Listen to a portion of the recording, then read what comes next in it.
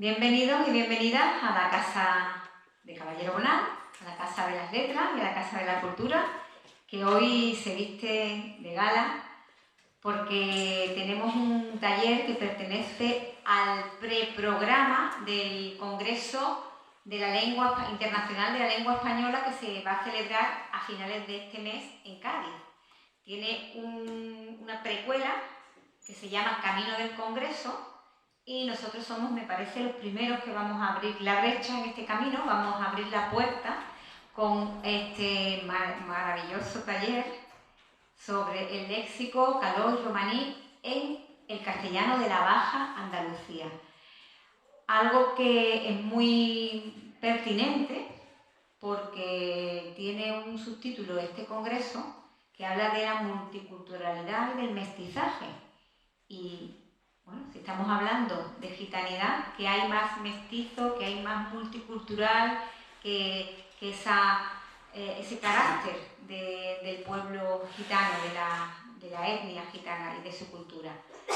Me parece que ha sido un acierto que Joaquín López Bustamante se haga cargo de este taller. Os voy a decir algunas cosas sobre él, aunque sé que muchos lo conocéis, pero lo que de verdad quiero decir lo voy a decir al final. Él es colaborador de Radio Nacional de España, codirige y presenta el programa Gitanos, Arte y Cultura Romaní, que fue además distinguido con el premio Comunica con Conciencia. En Radio 5 dirige y presenta los microespacios Memoria Vitel y Letra y Música, la canción de autor. Ha dirigido durante 2 temporadas otro programa semanal, Berberipén, Diversidad, en M21 Radio, del Ayuntamiento de Madrid. Aparte ha participado en la creación de la Fundación Pública Instituto de Cultura Gitana, del Ministerio de Cultura. Una entidad que además ha sido responsable de comunicación y coordinación de los ciclos Odiquipén, Gitanos en el Cine, en la Filmoteca Española, y ha coordinado el Congreso de los Gitanos y los Gitanos en la Cultura Española, en Biblioteca Nacional. Ha sido comisario de exposiciones, entre otras pues, Vidas Gitanas o el ciclo Literatura y Gitanidad del High Festival, que ya sabéis que es uno de los festivales culturales más importantes del mundo.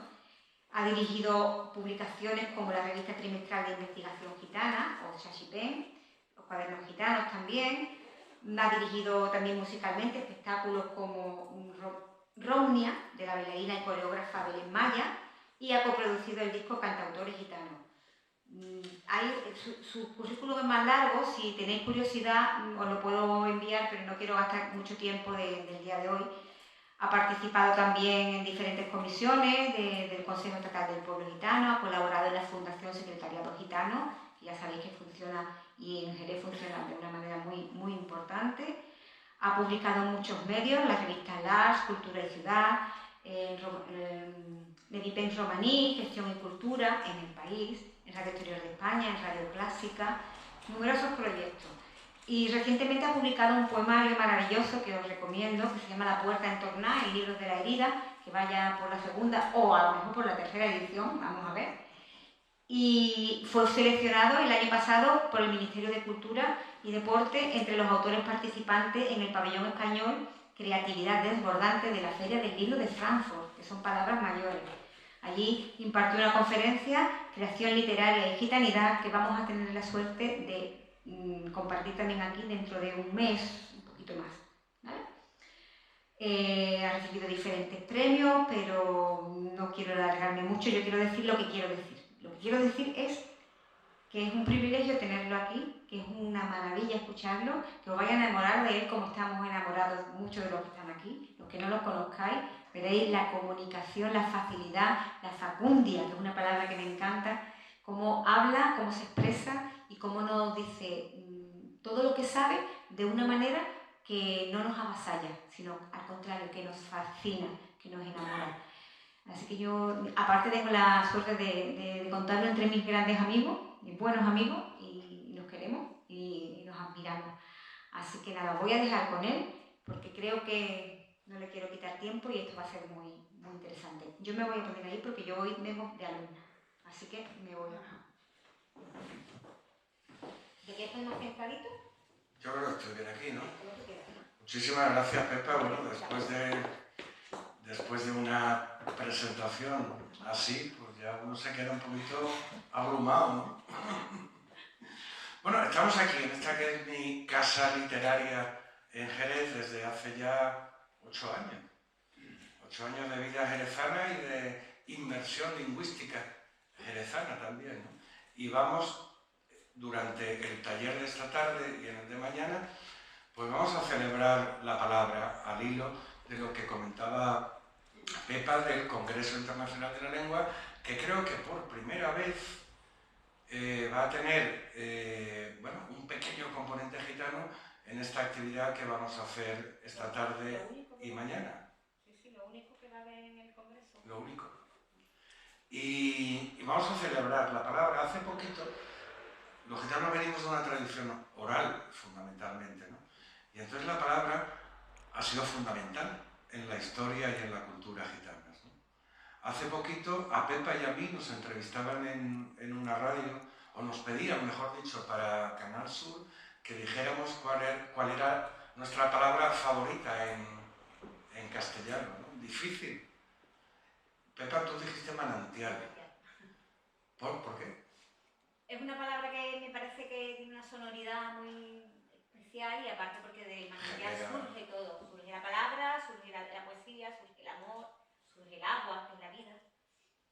Siempre me gusta mucho esa palabra. Bueno, pues vamos a hablar del manantial de la lengua. Yo, por cierto, la palabra que elegí era palabra, porque la palabra es de quien la dice y de quien la escucha.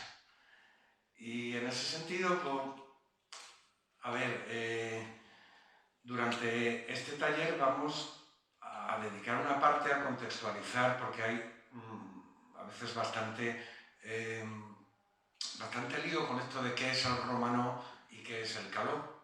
Entonces vamos a hablar un poco de la lengua romaní y de la variedad lingüística del caló. Haremos un acercamiento léxico y semántico a los gitanismos del castellano, pero vamos a tener una mirada muy especial a la Baja Andalucía. Y también, si nos da tiempo, tendremos una mirada también a los jerezanismos, ¿no? Que uno ya empieza a tener como propios, ¿no? A mí me gusta más hablar de hablas andaluzas que de dialecto andaluz.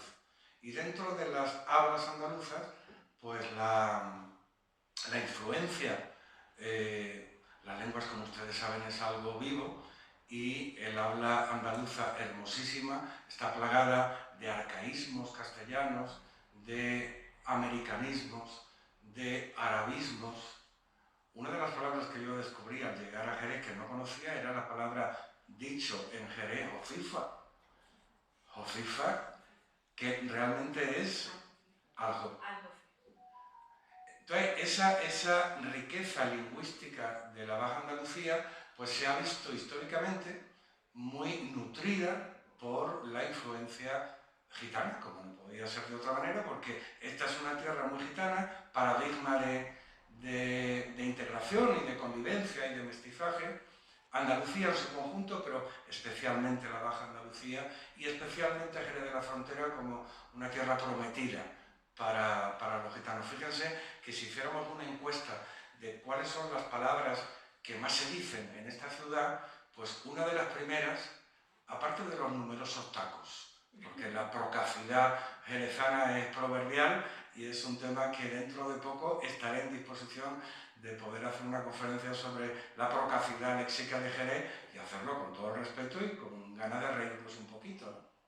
Pero sí que se ha nutrido el léxico de muchísima influencia que, lógicamente, en el habla cotidiana, pero que también tiene su reflejo en el flamenco. Y lo tiene en las letras, en la lírica popular, donde aparecen centenares de expresiones y de palabras de origen gitano, pero también en el lenguaje coloquial de los flamencos. Esto, como la parte flamenca espero que sea mañana, podremos ya profundizar, ¿no? Pero yo suelo contar que durante la pandemia, y es muy ilustrativo con esto de la lengua, ¿no? Y de las palabras gitanas, durante la pandemia, ¿os acordáis que íbamos con los guantes a comprar? Y yo iba por la calle larga y tuve que sacar el móvil para fotografiar el letrero que había en la cafetería La Moderna.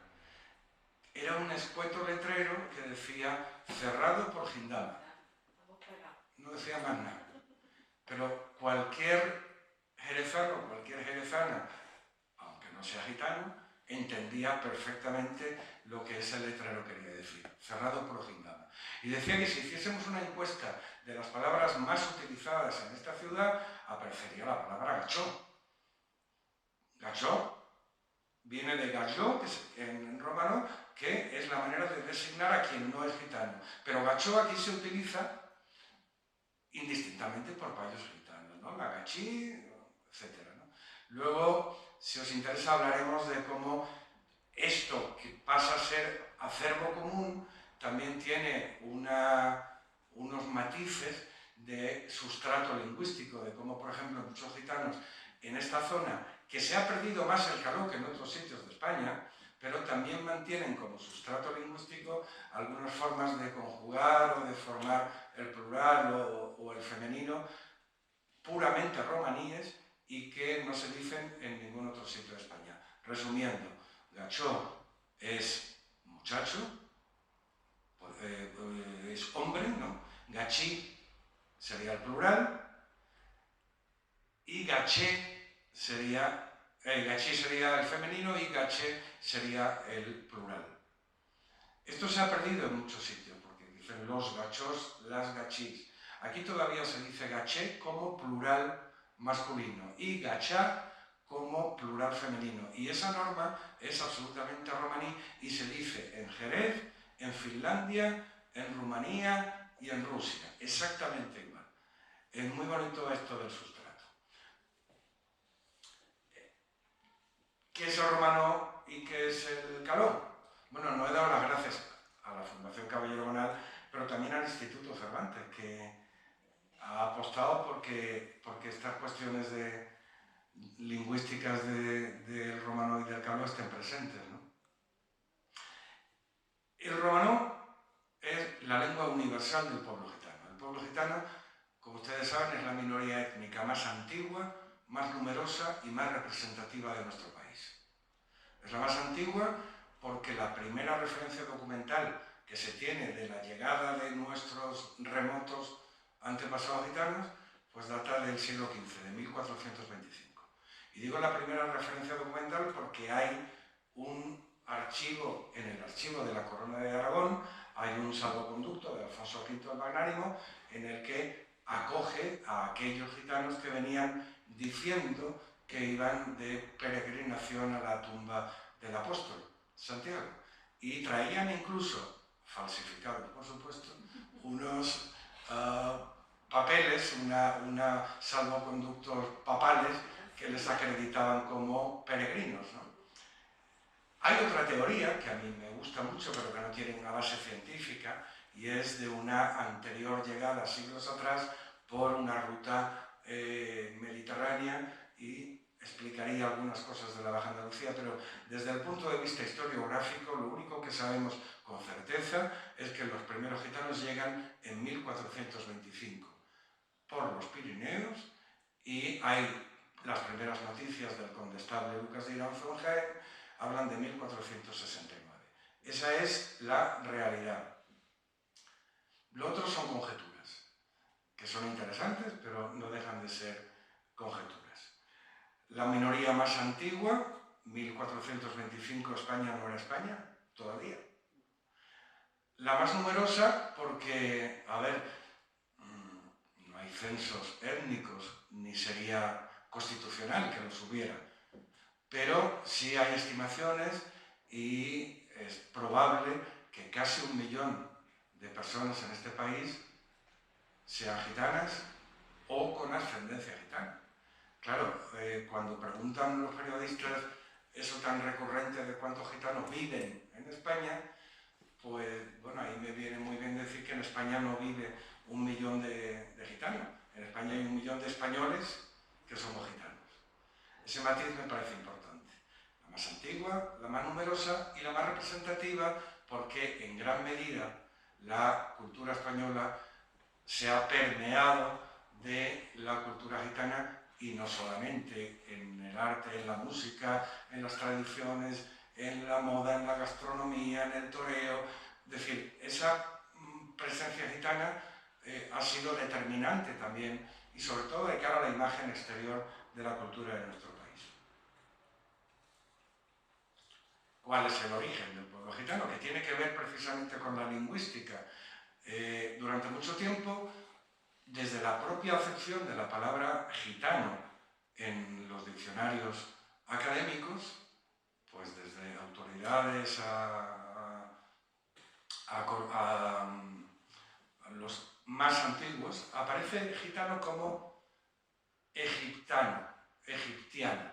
Y entonces a partir de ahí hay una leyenda de nuestra supuesta procedencia egipcia, algo que es absolutamente incierto.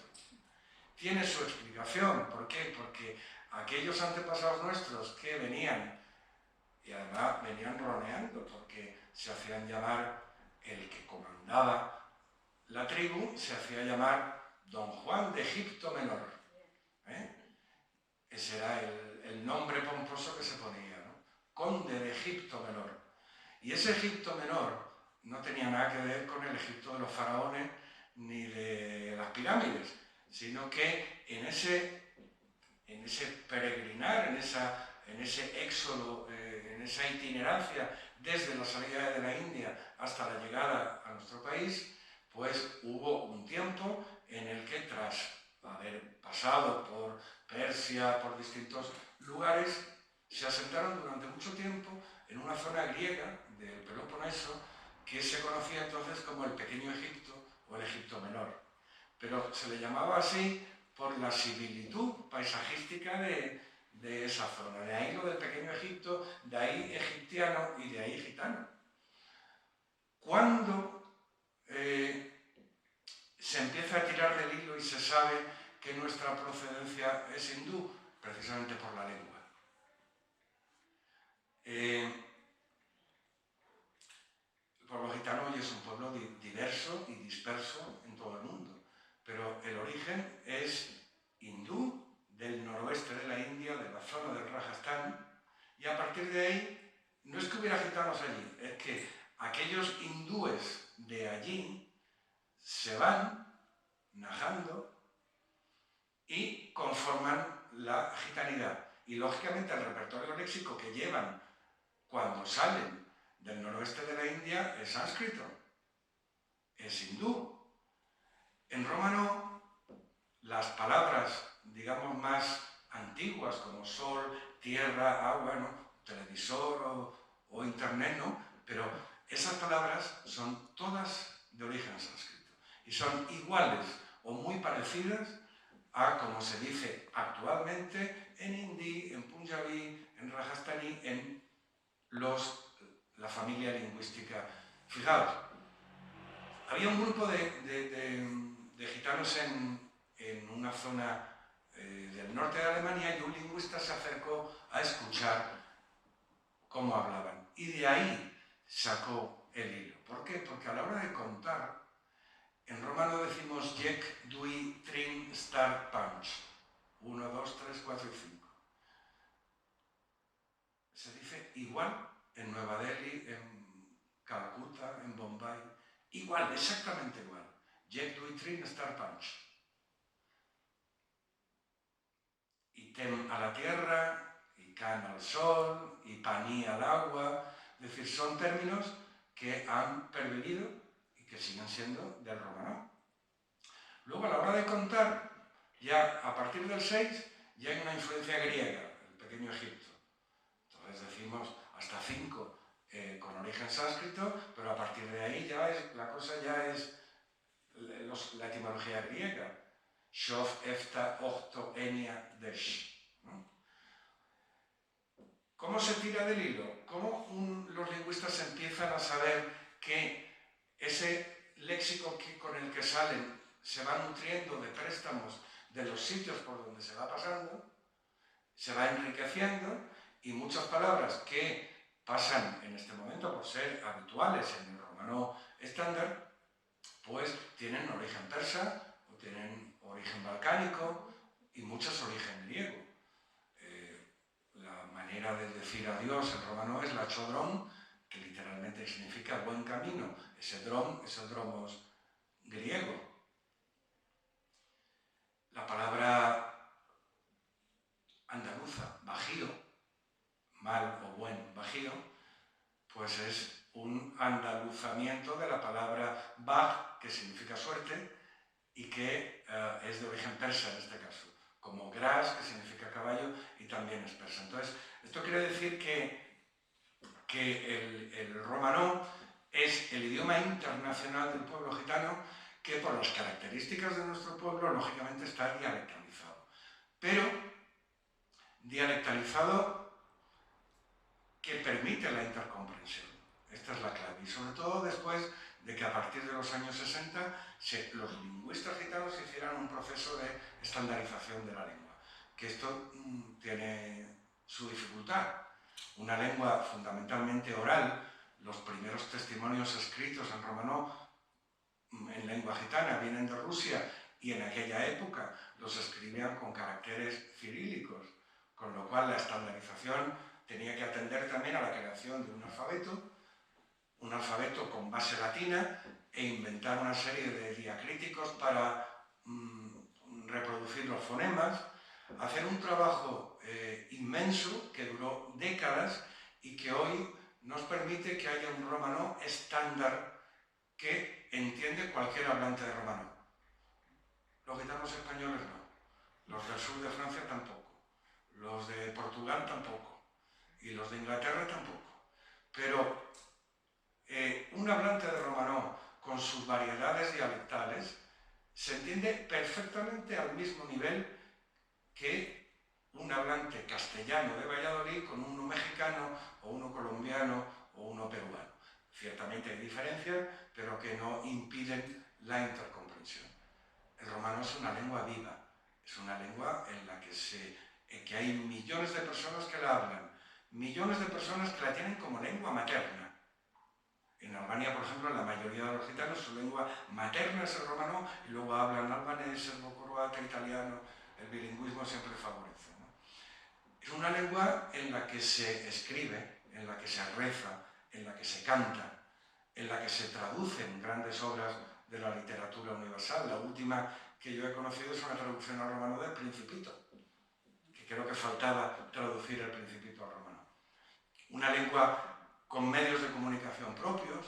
Yo cuando iba a Yugoslavia alucinaba porque entendía muy poco, pero había canales de televisión en romano donde retransmitían un partido del Partizan de Belgrado y el locutor lo retransmitía en romano, un partido de fútbol. O una película de Hollywood estaba subtitulada al romano, ¿no? O cuando uno va a esos congresos internacionales, los gitanos españoles siempre estamos ahí un poquito, necesitamos la traducción simultánea, necesitamos ponernos los auriculares y escuchar la traducción. Yo a veces me los quito porque entiendo algo y me gusta la sonoridad, pero realmente en España se ha perdido, como en otras partes, como decíamos antes, ¿no? ¿Y a qué puede ser debido a eso? Bueno, porque en España y en otros sitios se ha mantenido. Hombre, a ver, una de las cuestiones fundamentales son las prohibiciones de las pragmáticas que, entre otras cosas... Sí, por eso de hablar en secreto para mantener aquello. Esto se convirtió en lo que técnicamente se llama un criptolecto, es decir, si la pragmática te dice que te cortan las orejas por hablar, literalmente, te cortan las orejas por hablar romano, bueno, esa frase que decían los viejos, vamos a callar para seguir viviendo, lógicamente el habla se quedó en la familia y se quedó como también una herramienta para no ser entendido, hasta hace poco tiempo. Y de muchas situaciones nos ha salvado tener esa herramienta, ¿no?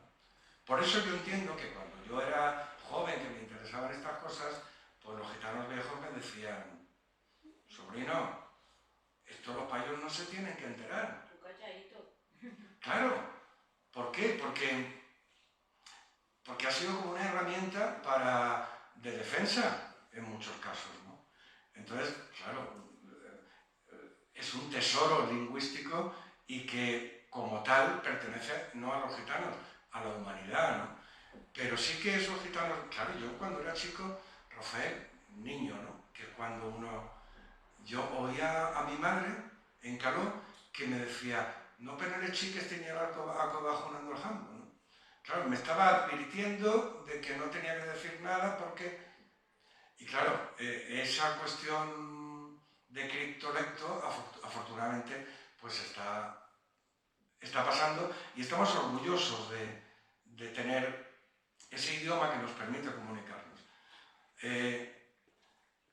Insisto, está estandarizado, incluso Euskaltzaindia, la Academia de la Lengua Vasca, se interesó por cómo se había estandarizado el romanó. Eso fue en el 71, en el famoso Congreso de Londres, en el que, entre otras cosas, hubo unos cuantos hitos para la historia gitana, como la creación del himno gitano Yelen Yelen, la creación de la bandera azul y verde, y una serie de cuestiones, entre ellas la estandarización de la lengua. Con lo cual, ese romano es internacional. ¿Qué es el caló? ¿Es un dialecto del romano? ¿Es una lengua? ¿Es un habla? ¿Es una manera de hablar de los gitanos españoles, portugueses y del sur de Francia que mantiene un repertorio léxico romaní inmerso en un sistema gramatical, sintáctico, castellano? Palabras sueltas que además se están perdiendo. Se va a entender bastante si hablo del título de una obra teatral de un escritor gitano, una obra flamenca, que en el tardo franquismo, aunque al gitano le costó alguna que otra amenaza de bomba en los teatros donde se representaba, José Heredia Maya montó Camelamos Naquerar, que fue el primer grito, ¿no? ¿Estaba Franco vivo o muriéndose? Y entonces había que ser más valiente para estas cosas, ¿eh? Bueno, Camelamos Naquerar significa queremos hablar. Camelamos Naquerar. Pues este camelamos, que viene de la raíz hindú cam, que es querer, de ahí camelo, ¿no? Si os fijáis, está castellanizado. Nosotros camelamos, vosotros cameláis, ellos camelan. Bueno, yo digo vosotros cameláis y no hay ningún gitano en el mundo que me entienda, porque la conjugación no es romaní, sino castellana. Eso es el caló. Por otra parte, hermosísimo, por otra parte, rico en influencias con el castellano, pero, a ver, si yo digo, esto no mola, chaval, menajo a Miqueli. Ahí he dicho 4 palabras romaníes. Esto no mola. Mola significa valer, y si mola es valioso, y si no mola no vale nada. Chaval y su variedad andaluza de chavea, que significa muchacho. Menajo, huyo. A mí Kelly. Kelly es un término argótico que viene de ker, que significa casa. Fijaos, en el menajo, la lengua gitana tiene, en muchos casos, ya no sinónimos, sino diferentes maneras de nombrar determinadas cosas. Y no es, no es baladí que los verbos que indican irse, pues haya bastantes. Bueno, todos los lingüistas cuando explican esto hablan de los dialectos esquimales que tienen 100 nombres para nombrar la nieve. Claro, porque es su hábitat natural y hay nieves de muy... Para nosotros es nieve, pero para ellos hay distintas maneras de nieve y tienen su nombre. Pues fijaos que en caló, chalar es ir, pirar es irse, pero ya un poquito más rápido, y najar es ya directamente huir. Bueno, los 3 términos, de una u otra manera, han pasado a formar parte del castellano. Porque, claro, sobre todo, pirar, bueno, me piro vampiro, en argot, ¿no? Y najar, vamos, en el cheli, salir de naja y najar, ¿no? Y luego fijaos cómo tanto pirar como chalar han tenido un recorrido semántico castellano, porque estar chalado o estar pirado significa estar ido. Entonces son como sinónimos de loco, que significa estar ido. Está chalado o está pirado. Está ido, está salido, también está ido. Está ido.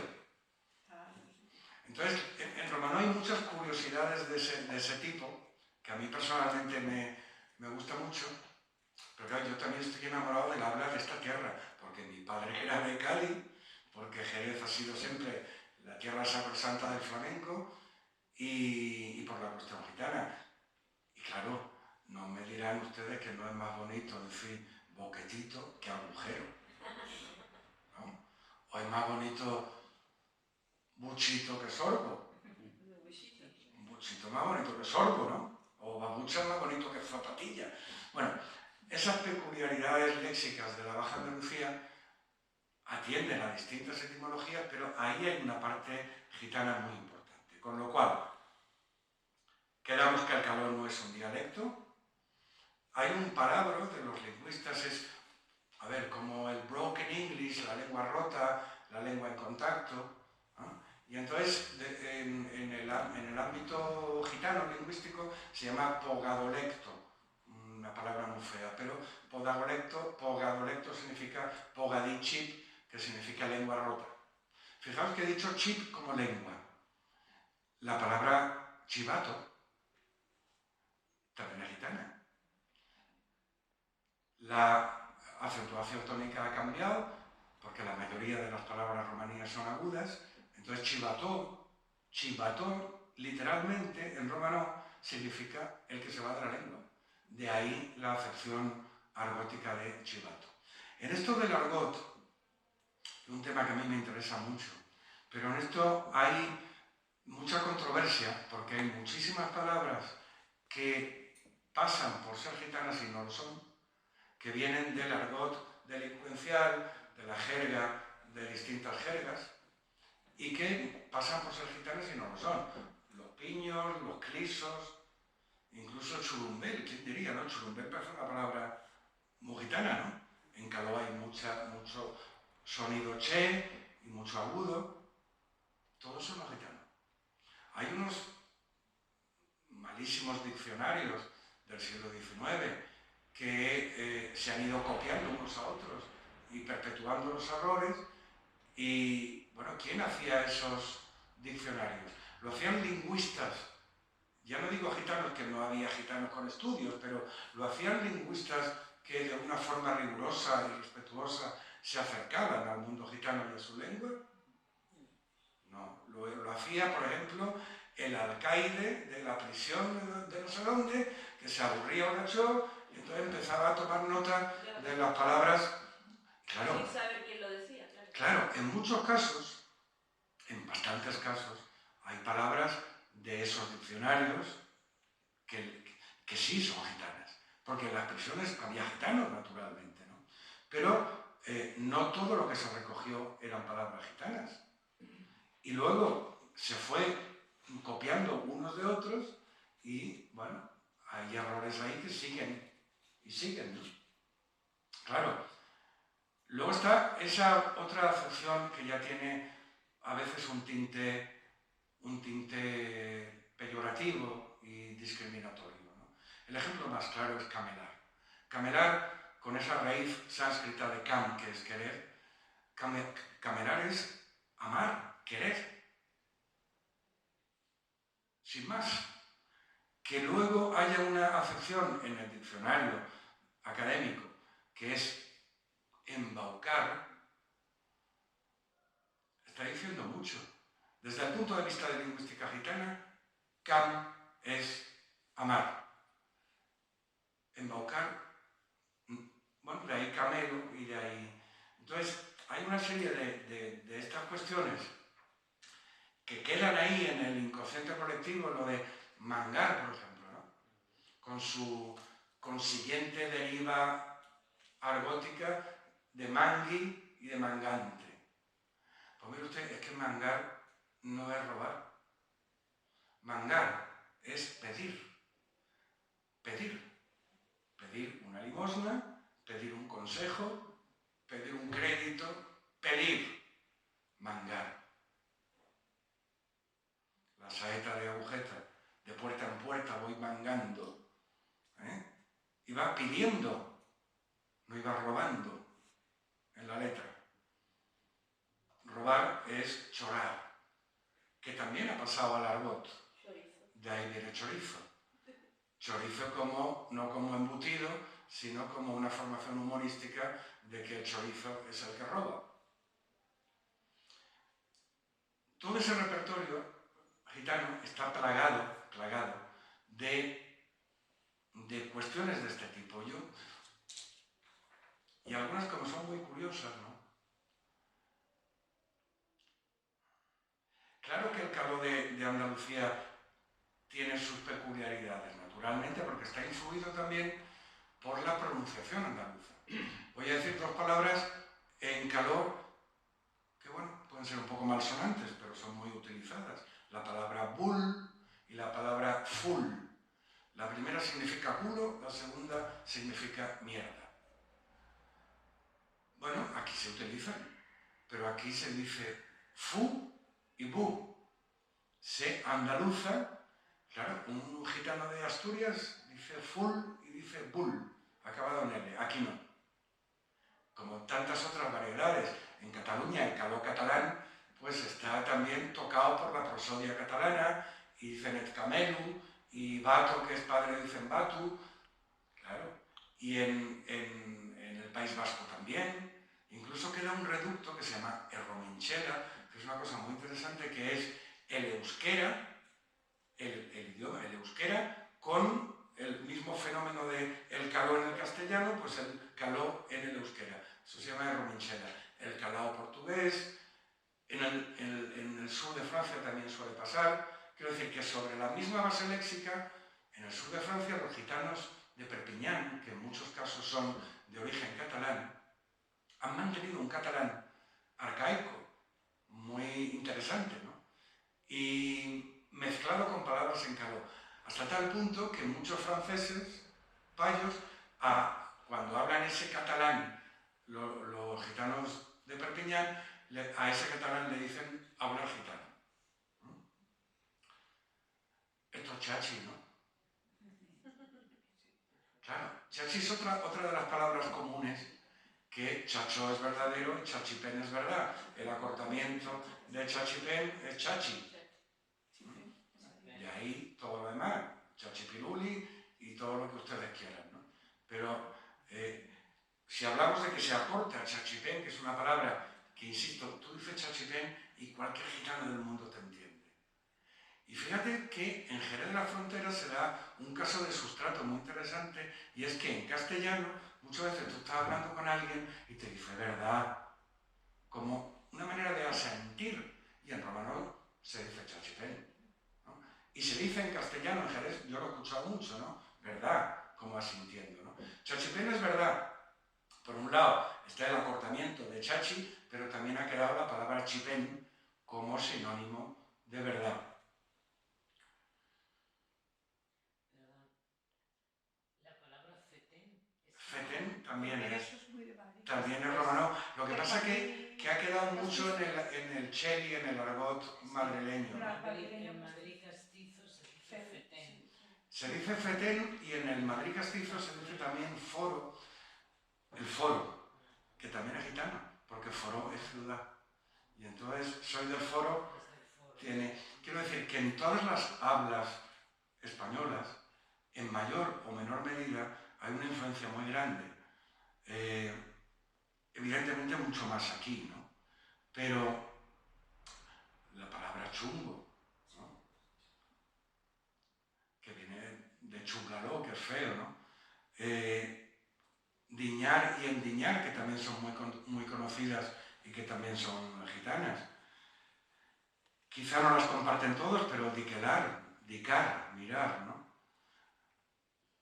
Las ducas, como sinónimo de sufrimiento, de pena, ¿no?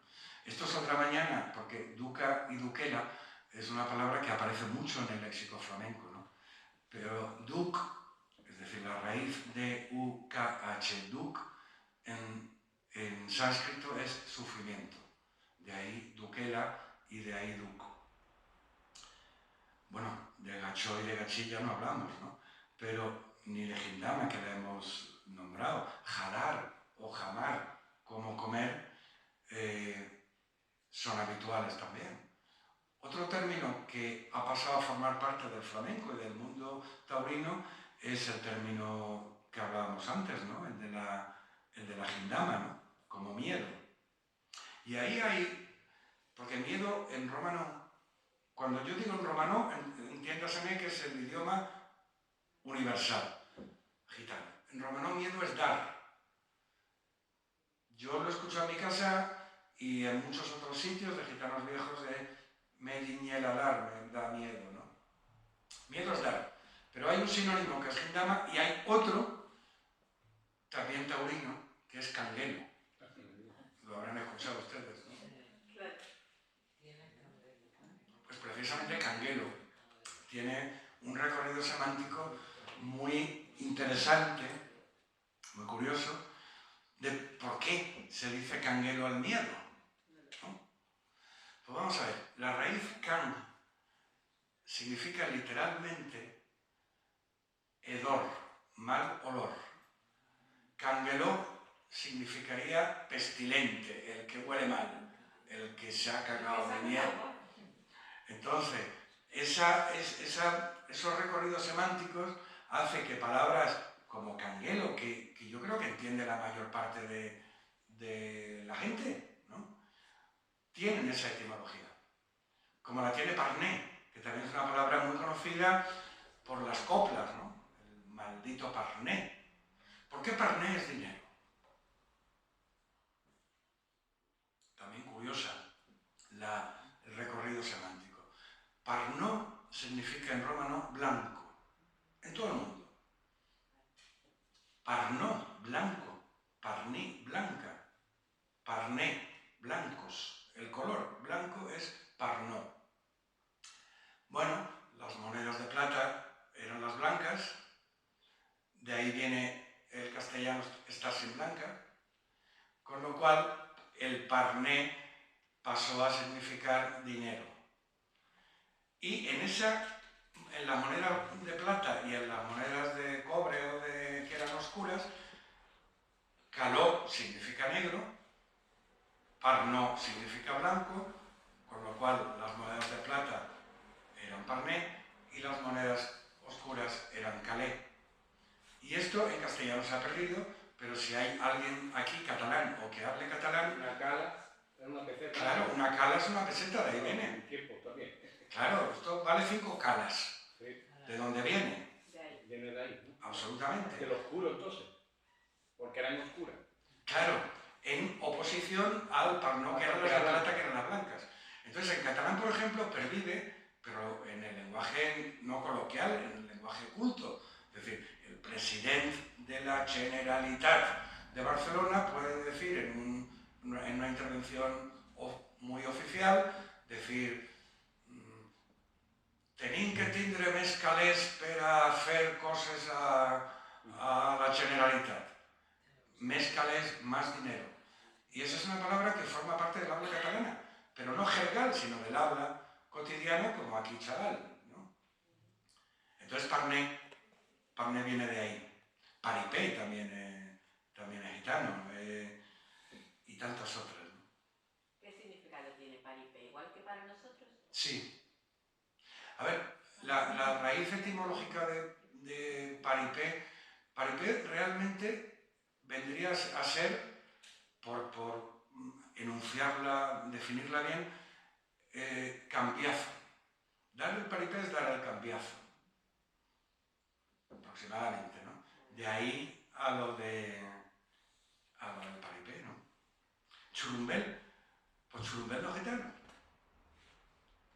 Hay un gran etimólogo, el mejor, Corominas, que tiene una teoría para explicar la etimología de churumbel, ¿no? Eso, cuando entramos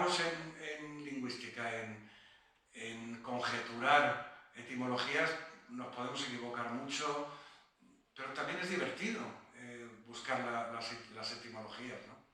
Aunque algunas puedan sustentarse o demostrarse más que otras, ¿no? Entonces, según Coromines, churumbel viene de churumbela, que era una antigua flauta del siglo XV y que la flauta tenía una forma fálica y que por ahí pasó a significar churumbel niño. Pero yo no he escuchado, salvo en cachondeo, yo no he escuchado a ningún gitano decirle a sus niños churumbeles. En absoluto, ¿no? Otra cuestión es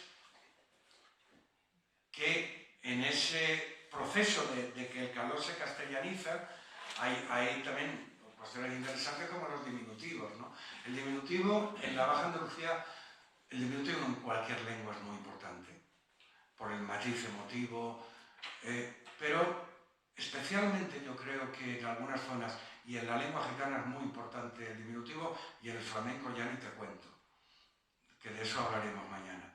Pero el diminutivo andaluz llega también no solamente al sustantivo y al adjetivo, sino también incluso al verbo.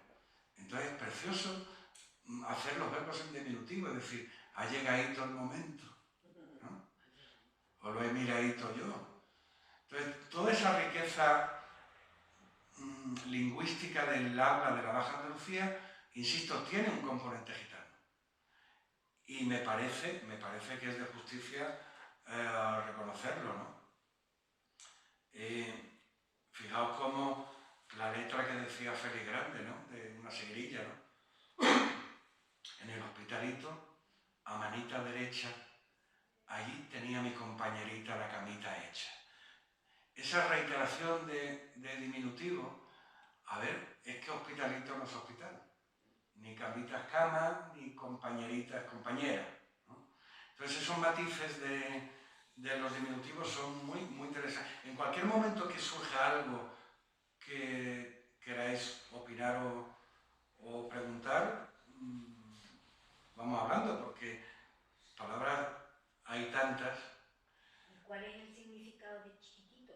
¿Este que has dicho de chiquitito? Claro, el diminutivo, por ejemplo, el diminutivo en romano se forma añadiendo la desinencia en la partícula horror.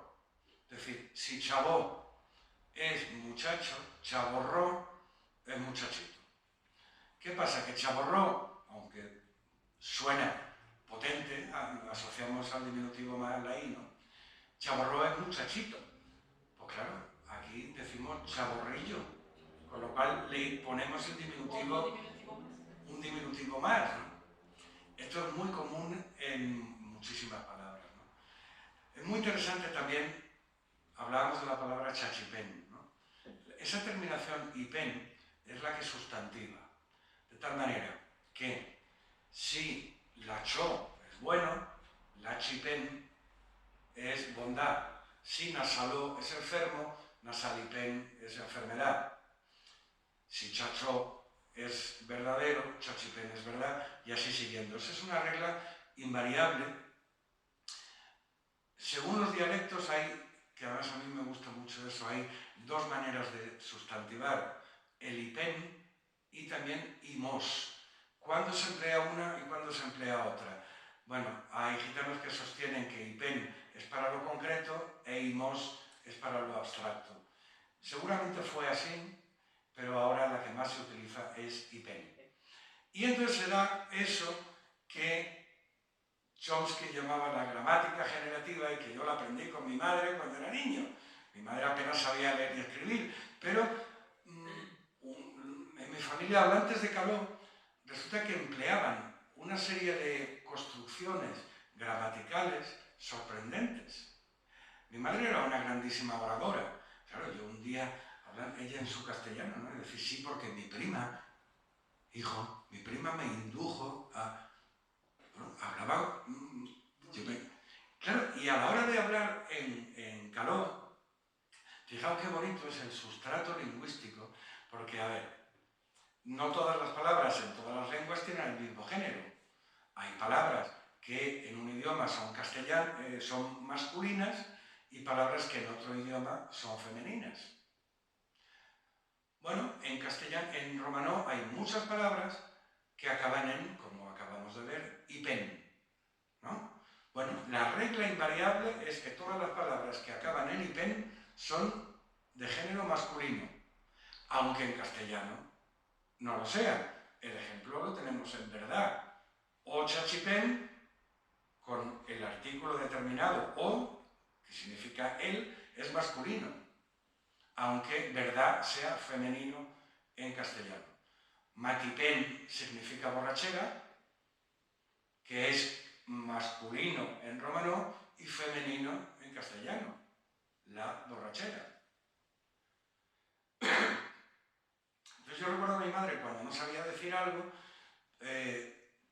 a lo mejor veía algo y decía, para decir esto me da asco. Ella no sabía cómo se dice asco en romano, en caló, ¿no? Y decía, me da asquipen.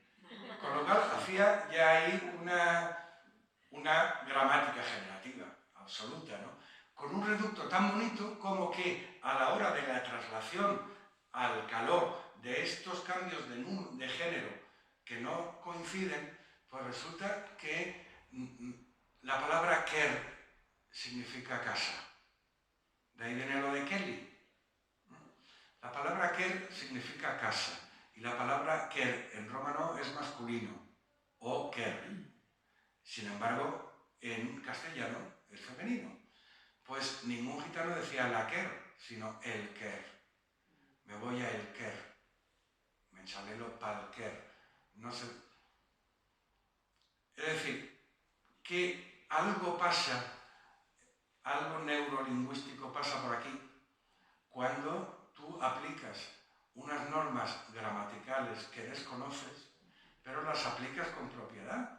Y entonces, estos gitanos de mi familia, pues hacían la concordancia de género y de número perfectamente. Evidentemente no sabían lo que era concordancia, ni género, ni número, pero a la hora de la construcción gramatical lo hacían perfectamente.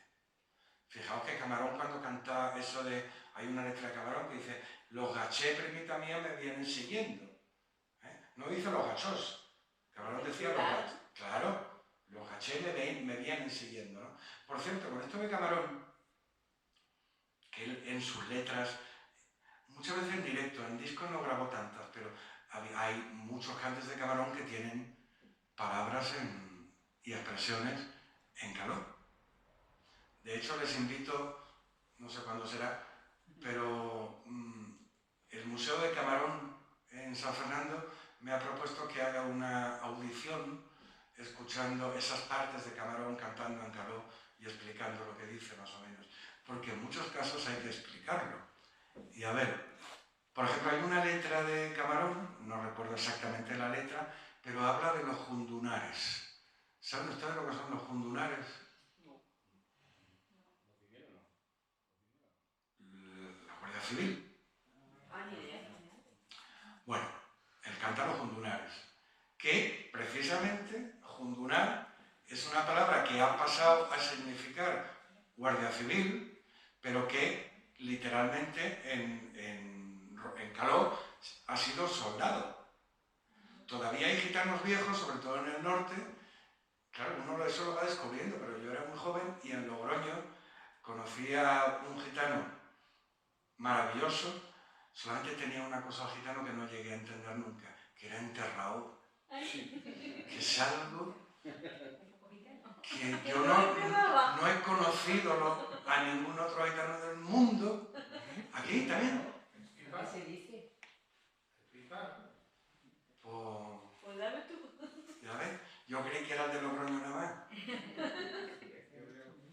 Pues este gitano, maravilloso, un día hablando de su juventud, él decía, bueno, pues cuando yo estuve de jundunar, pues claro, yo me quedé así como pensando que ha sido guardia, ha sido guardia civil, ha sido prestañón, y se refería cuando él hizo la mili, cuando estuve de jundunar, ¿no? Entonces, en esa letra que habla de que los jundunares están por ahí, que canta Camarón, Pues claro, por eso insisto tanto en la autorrepresentación y en la narrativa propia. A ver, con mejor o peor intención, pero hay eruditos del flamenco que que me parece muy bien, pero que se han detenido a transcribir las letras que canta Camarón, ¿no? Toda la discografía. Ahora con internet lo tenemos fácil. Y entonces cuando Camarón dice Jundunares, el jambo que ha escrito, el traductor, el transcriptor, pone lunares. Pues es lo que a él le suena, dice lunares gitano. Y claro, Camarón no estaba diciendo lunares, estaba diciendo Jundunares. Pero eso pasa con todas las traducciones. Claro, ya, pero que me refiero que si se hace un estudio, que se tiene que hacer, de las letras que cantaba Camarón, pues que las haga o un gitano o un gacho, pero que sepa. Con criterio no hay... Como pega lunares es parecido, pero lo pongo. Bueno, pues de esas de Camarón hay... Claro, Jerez otra cosa. Jerez tiene esos jerezanismos tan propios, esa manera tan tremenda de saltar todos los tabúes lingüísticos. Se saltan aquí. No me voy a detener, pero algunos sí que voy a decir. En lengua hay 3 clases de tabúes y para un pueblo respetuoso, pudibundo como el pueblo gitano, que tiene, según comunidades, los gitanos o somos muy procaces o somos excesivamente pudibundos, y mucho con perdón, y mucho eufemismo, y mucho no decir las cosas. Hay muchas variantes de decir perdonando tu cara, en perdón tuyo, con perdón. ¿Cuáles son los tabúes lingüísticos? ¿Cuáles son los campos semánticos de los tabúes lingüísticos? Lo tanático, lo escatológico y lo sexual. Esos son los 3. Es casi todo el mundo. En casi todo el mundo. Aquí no. En todas las lenguas, hay campos semánticos que son tabú. Y esos tabúes se hacen con circunloquios, se hacen con eufemismos. Pero mira el castellano, ¿cuánto de uno tiene para decir, por ejemplo, culo? O para decir picha, o para decir la muerte, o para decir caca. Voy a hacer caca. Ya estamos hablando con eufemismo. Se fue al otro mundo, sí. Podemos seguir aquí en España. Claro, cuando en Castilla dicen me cago en la órdiga, sí, están diciendo otra cosa, ¿no? Entonces, pero está no es el momento, pero creo que me van a entender mi teoría sobre la procacidad jerezana, ¿no? Es decir, lo que tiene que ver con el sexo, lo que tiene que ver con lo escatológico, con la fu, y lo que tiene que ver con la muerte, ¿no? Claro, ¿qué pasa? Que para los gitanos que no somos de aquí, que la muerte, lo tanático, ¿no? Pues bueno, ahí está, ¿no? Pues como aquel, yo no soy supersticioso, pero uno es heredero de una cultura en la que, bueno, pues está muy connotado lo tanático para mal, para miedo, Fijaos hasta qué punto está, que hay...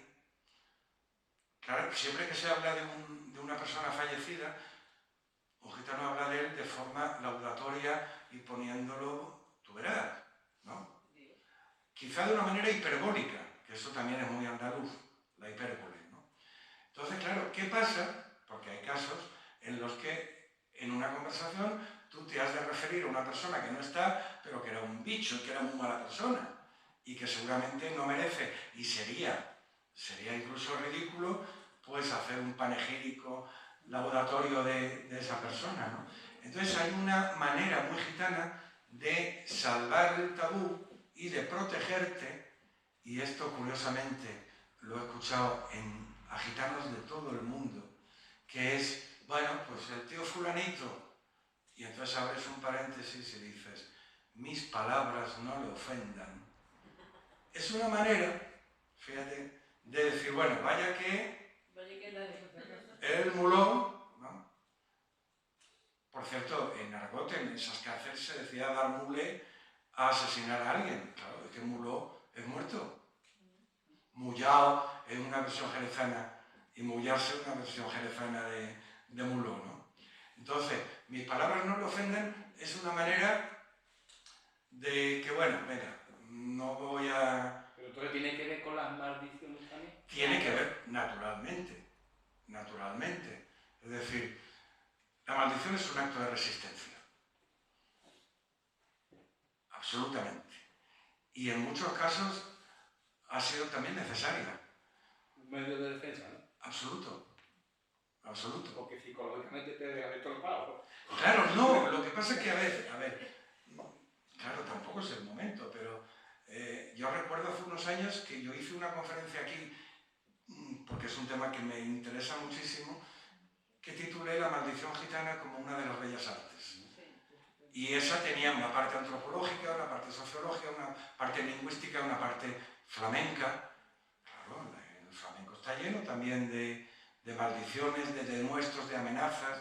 A ver, ¿se le puede desear algo peor a alguien que esta letra por soleá que dice a ti te tiene que faltar, por lo malo que tú has sido, la salud y la libertad? Pero es que hay otra peor. A ti te tiene que faltar la alegría y el dinero, la salud y la libertad. Oye, no se le puede desear hijito de mala madre, criadito en malas tripas, revuelto en malos pañales. Sí. Hay, claro, lo que pasa es que en la maldición gitana hay muchas que están más cerca del humor que de la mala intención, porque es ya un género. Es decir, si yo le he escuchado a un viejo decir, vamos, es que tenía ajeno, es decir, manco te veas y con dinero que contar. A ver, por la maldición. Entonces, claro que lo tanático tiene que ver porque cuando la mayor ofensa desde el punto de vista antropológico que puede hacer un gitano a otro es mentar a los muertos. Y fíjate que estoy diciendo mentar y ya estoy aplicándome yo el eufemismo para no decir cagar en los muertos, ¿no? Esa es la mayor ofensa que puede ocasionar grandísimas catástrofes familiares, ¿no? O sea, decirlo sin eufemismo, cagarse en los muertos es, bueno, yo creo que en todas las culturas. Bueno, Pero Jerez se dice de una sí, forma pero diferente. esto para el mundo gitano es, claro, cuando uno llega aquí, bueno, yo lo sabía más o menos, pero cuando uno llega aquí y encuentra que tanto los payos como los gitanos, ¿no? Aquí nos cagamos en los muertos de alguien o de algo con una alegría, con una normalidad. Asombrosa. Se hace Los como- muertos del micrófono, los muertos de la botella, ¿no? Me cago en todos tus muertos. Ahí está. Y encima con la palabra hijo puta. Bueno, ya. Esta otra. Pero, a ver, es que esto de los muertos es importante. Es importante porque, claro, aquí han venido primos míos de otras tierras y os aseguro que se han quedado. Se han asustado, la Claro. vergüenza. Yo estoy acostumbrado y, de hecho, no lo utilizo quizá tanto como un jerezano de nacimiento, pero a mí también se me ha pegado. Entonces, el otro día traí unos muertos del ordenador y no se reinicia. Y yo me sorprendo a veces en utilizar esa cuestión, ¿no? ¿Cómo se convive de las dos formas? Porque tienes tu raíz con tu hermano que es valenciano. Y con Mi tu hermano es mujer. valenciano y yo también. No. Por eso te digo que ya lo tienes como algo nato, pero luego vives con tu mujer, que tu mujer es de Jerez. Mi mujer es jerezana y tiene un léxico precioso ¿Qué te iba a decir? y procaz y se cagan los muertos de quien haga falta en el mundo. Si pestañeas 2 veces. ¿Cómo se lleva eso? Yo tiene que estar acostumbrado. Mira, a ver, mi interés lingüístico, ahora ya no, pero al principio, pues desde la ocifa a otras tantas cosas, pues yo hacía como Quiñones, ¿no? A mí me gusta hablar, pero me gusta mucho escuchar. Ahora estoy aquí y soy yo el que hablo, pero a mí me gusta mucho escuchar. La palabra es de quien la dice y de quien la escucha. Y entonces yo he puesto aquí en Jerez el oído siempre, como decía Quiñones, ¿no? Que iba, cuando Fernando Quiñones iba a la plaza al mercado, a la plaza de Abasto en Cádiz, se sentaba, se quedaba así, le decía a Fernando y dice, "Shh, estoy trabajando", y estaba escuchando, ¿no? Entonces yo he puesto mucha atención al léxico jerezano, pues, a ver, por un lado por el interés lingüístico y por otro lado por la cuestión emotiva, es decir, es que forma parte del habla de mi mujer, de la familia de mi mujer, de mis amigos gitanos de Jerez, de mis amigos no gitanos de Jerez. Es decir, a mí me gusta mucho ir a la plaza y ver cómo, aquí, ¿no? Y ver cómo atienden y cómo me gusta mucho. Y claro, uno ya emplea, cuando uno hace suyo determinado modo lingüístico, como en todo en la vida, si no es impostado, es maravilloso. Otra cosa es que tú quieras hacerte el gitano o el jerezano o el valenciano. Pero cuando la cosa no es impostada, un cantador canta lo que le sale, si lo imposta, pues ya no es lo mismo. De hecho, hay una palabra gitana para definir eso. En el lenguaje flamenco, cuando un cantador no está cantando por derecho, no está cantando de verdad, se dice que está dando hojana. Conocéis la palabra, ¿no? Hojana ha perdido la J, es Jojana, que significa literalmente mentira. Jojabar significa engañar, mentir, de ahí hojana, que literalmente significa, más que mentira, el matiz de engaño. Entonces, un artista, si está dando hojana, de alguna manera está engañando al público. No tiene que ver con la calidad. Y puede cantar mejor o peor, de verdad, pero la impostura en el arte, o en la lengua, o en la vida, me parece lo más deleznable del mundo. Entonces, yo este acercamiento que hago al lenguaje jerezano, pues obviamente lo hago con todo el respeto del mundo, pero además con todo el cariño. Porque a mí me resulta muy emotivo y hay cosas, bueno, lo decíamos antes, de verdad, es que no será más bonito buchito que sorbo. Entonces, claro, la lengua tiene esas cosas. Y hay que reconocer, aunque mañana hablemos de lírica flamenca, que... Tardísimo, ¿no?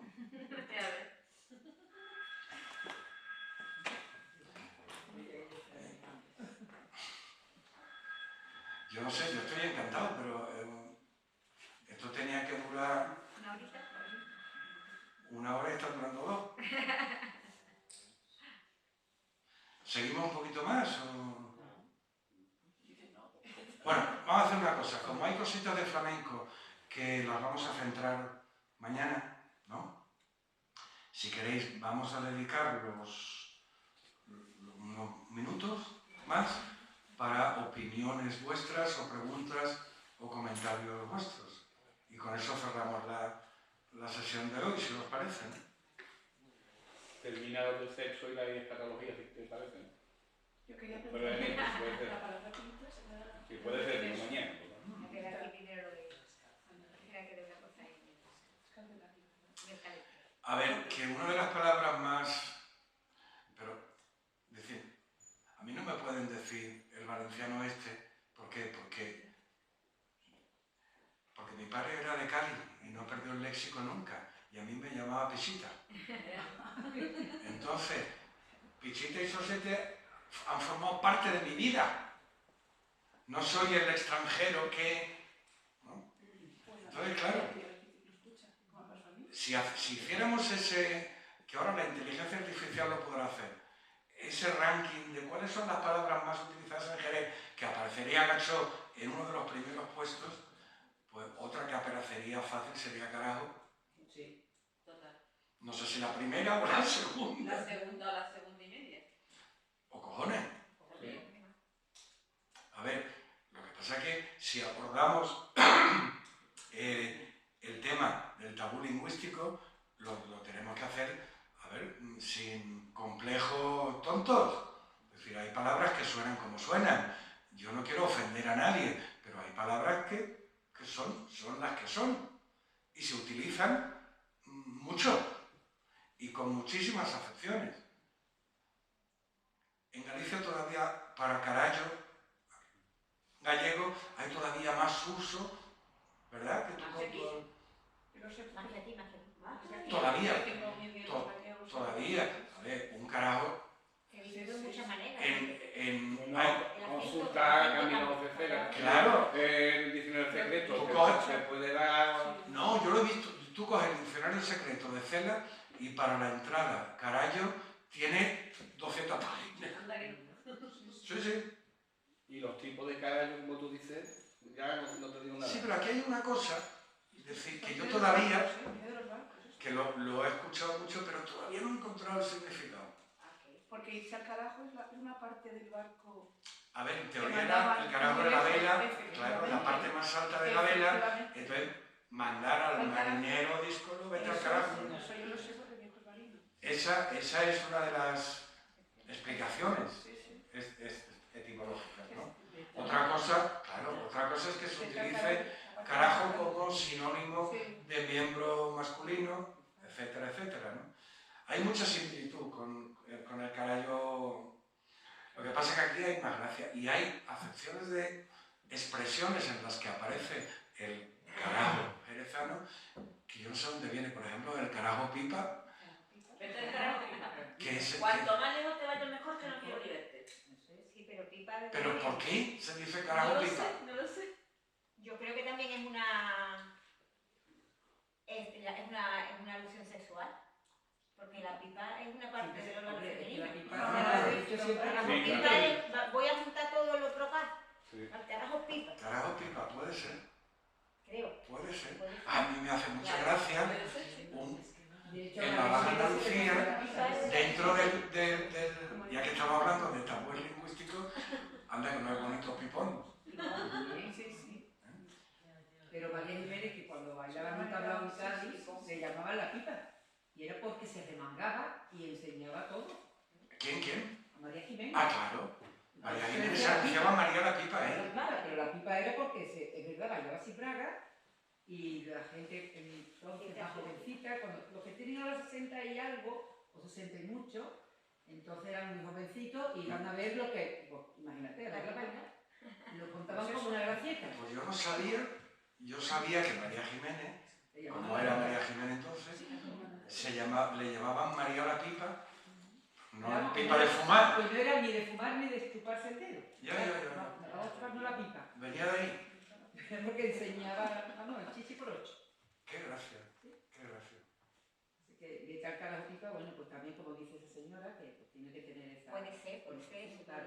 Yo lo he aventurado, ¿eh? No. También, y sobre todo el tono. Porque el tono que tú dices de tal carajo. Pero puedes decir, vete lejos, vete ya, o lo dices como una idea y entonces ya directamente al falo, ¿no? Una forma, además, Claro, es en una cosa lo muy- escatológico también, y muy esto poco femenina. tiene, Sí. aparte del término calvo de la FU, vamos, en la Baja Andalucía es precioso todo el campo semántico alrededor de la palabra mojón.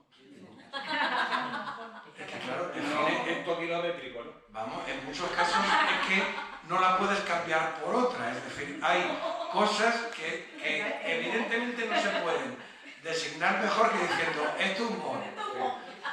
Y ya no hay manera de decirlo de forma más precisa. No, es de gráfico. Entonces, claro, cuando hace años a un sobrinito de mi mujer, pero un sobrinito mío que era muy chico, entonces, y muy mal hablado, entonces, y ahora, una vez con no sé qué le dije, y Luis, ¿qué te van a traer los reyes? Porque te has portado bien, y dice, me he portado mal. Digo, entonces, ¿qué te van a traer? Dice el niño, un mojón, una cajita.